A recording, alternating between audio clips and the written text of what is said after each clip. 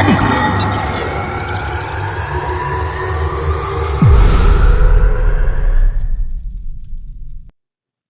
guys, Hal here, coming at you with How to the Future TV. Thank you for clicking on this video and welcome to the channel. If you haven't already, please remember to like and subscribe for more.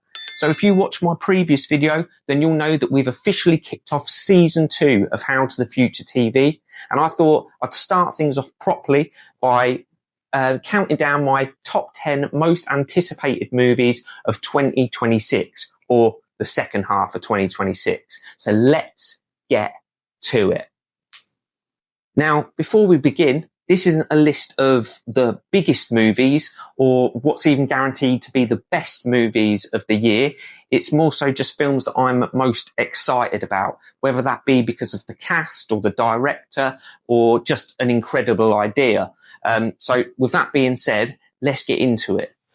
So starting us off at number 10 is a film called The Debut. It's written and directed by Jesse Eisenberg, and it stars Julianne Moore and Paul Giamatti. Now, that's a cast that grabs my attention straight away. The story follows Mona, a quiet housewife who lands a small part in a local community theatre musical. What begins as a tiny opportunity slowly becomes an obsession as she throws herself completely into the production and starts clashing with the show's demanding director. I really liked the look of this one. It really did concentrate on some really interesting characters, and it kind of reminded me of Whiplash, where you've got the student kind of clashing with the teacher. In this case, Mona being this new student of wanting to take up theatre and be in this musical. It looks like from the trailer she's got quite a mundane kind of life, very boring. No one really expects her to do anything much with her life, and yet she is gone for this role in this film and then really clashes with the director.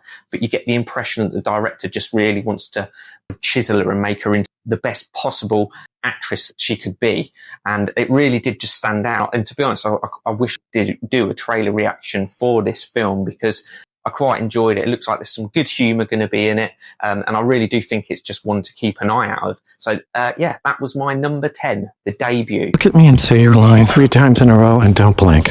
Can I blink first before we start? No, go.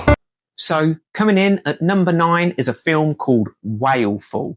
Now, when I heard the premise of this film, I couldn't believe it, because this film is about a diver who's looking for the remains of his late father and then is swallowed whole by a giant sperm whale. Yeah, you heard me right. A diver is swallowed whole. I could not believe when I heard that that's what this film is about. Now, because he's been swallowed whole, he's then just got a limited amount of oxygen, and I think it's a film about grief and survival, and it really did intrigue me. I did see the trailer. I saw about 20 seconds of it. I stopped myself from watching the rest because I didn't want to get into like spoiler territory, but it really did get my attention, and I'm looking forward to seeing this one. So this one came in at number 9.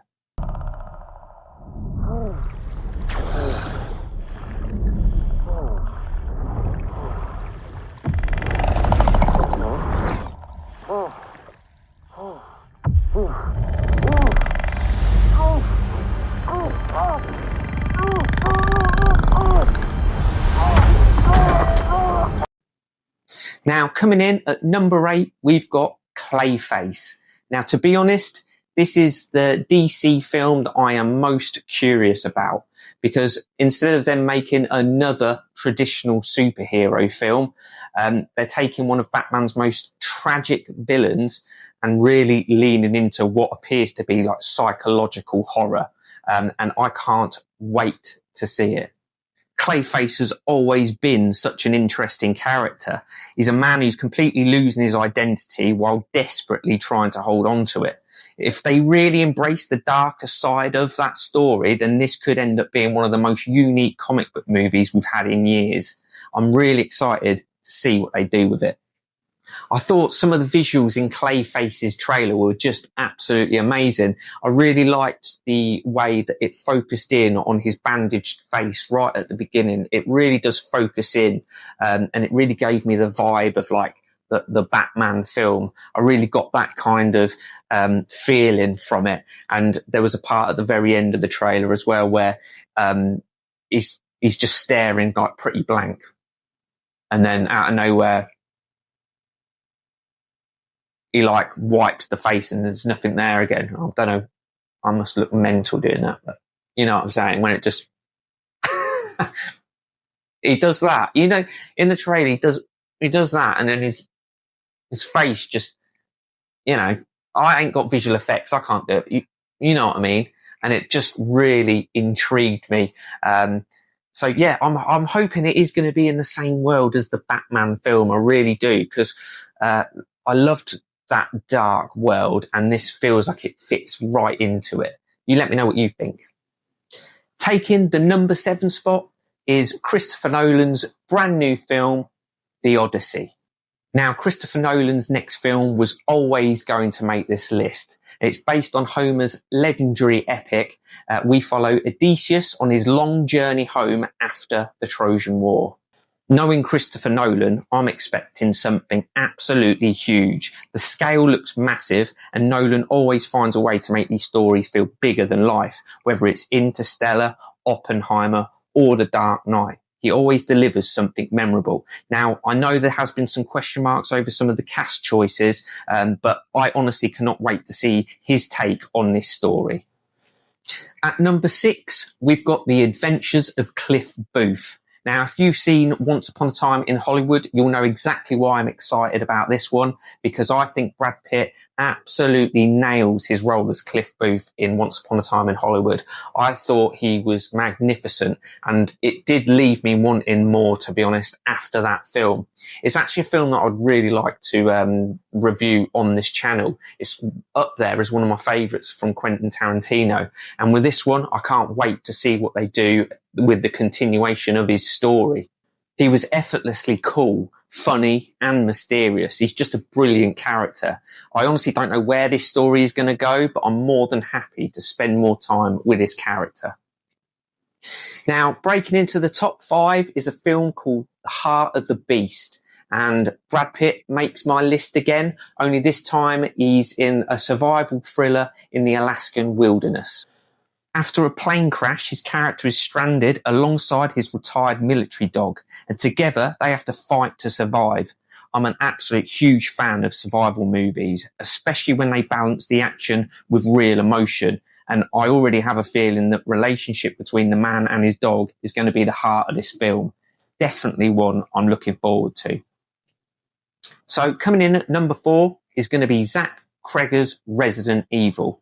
And as someone that's been a huge fan of the games for many, many years, I certainly hope that this is an adaptation that the fans can really look forward to. Now, being that this is the director of Weapons and Barbarian, I know that we're going to get some really good, back to its horror route, shall we say, because that's what he's known for. I'm not sure it really is going to follow the games in any way. I think it's about a courier trying to get something to a hospital from what I can see, but then being caught in this outbreak. From the trailer, it does look like we're going to get some really strange creatures and monsters, but I'm not sure how close it's going to be to the games. All I know is that I really do hope that there's some Easter eggs scattered throughout that can live up to the name, because I think that's what the fans are going to want, and that's what I'm excited to see what he brings to the table. I'm in like a seriously fucked up situation right now.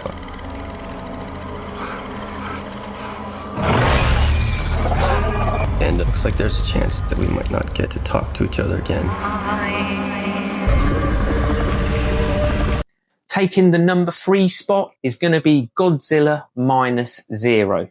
Now, the first film absolutely blew me away, and I've actually got a review on the channel for that film as well. So when I saw the little teaser trailer for this one, I could not wait to see more of this, because it's the best Godzilla movie that I've ever seen, the very first one, and I'm sure they're just going to really dive into what made that one so good. And that was the emotional characters, some of the amazing CGI that they did as well.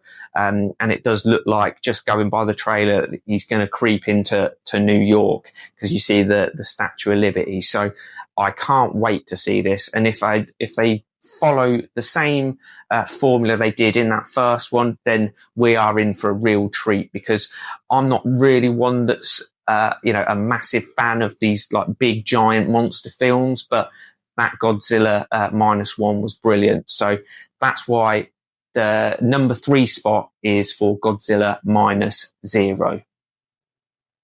Now, just missing out on the number 1 spot is the newest film by Robert Eggers, which is called Werewolf. And to be honest, as soon as I heard that it was Robert Eggers' new film, that's all that I needed to hear. He's become one of my favourite directors, whether it's The Witch, The Lighthouse or Nosferatu. Every film feels completely unique. Now he's taken on werewolf folklore. And honestly, I can't think of a better director for that. I seriously cannot wait. I mean, can you imagine a Robert Eggers take on the werewolf transformation? You know it's going to be mental. Like, I know that just when you watch The Witch and the way he goes so obsessed with the way that they do the dialogue, and every little scene has to be perfect. I can only imagine the detail that he's put into that transformation scene. And let's be honest, when you watch werewolf film, it's the transformation scenes that we're all looking to see how they do. Because back when John Landis did it in American Werewolf in London, it was absolutely fantastic. And if anyone can get anything close to that, then, we're all going to be happy. And finally, my number 1 most anticipated movie of the second half of 2026 goes to The End of Oak Street. It stars Anne Hathaway and Ewan McGregor, and it's directed by David Robert Mitchell. The story follows an ordinary suburban family whose street is suddenly ripped away from reality and transported somewhere completely unknown. As they try to understand what's happened, they discover they're no longer alone, because dinosaurs are now roaming their neighborhood and survival becomes their only option. I absolutely love original ideas. It's not another sequel. It's not another remake. It's just a brand new idea. And the fact that there's dinosaurs in this has made me even more excited, because why is it that Jurassic Park gets to hog all the dinosaurs? If there's ever a film with dinosaurs in it, it's usually always Jurassic Park or Jurassic World, whatever you want to call it. And I just want a totally brand new premise. I know there was a film a few years back, I think it was called 64, correct me if I'm wrong, where they had some dinosaurs in that, but this really has got me excited. This looks like a real blockbuster film, and I can't wait for me and my girlfriend to go see this when it comes out.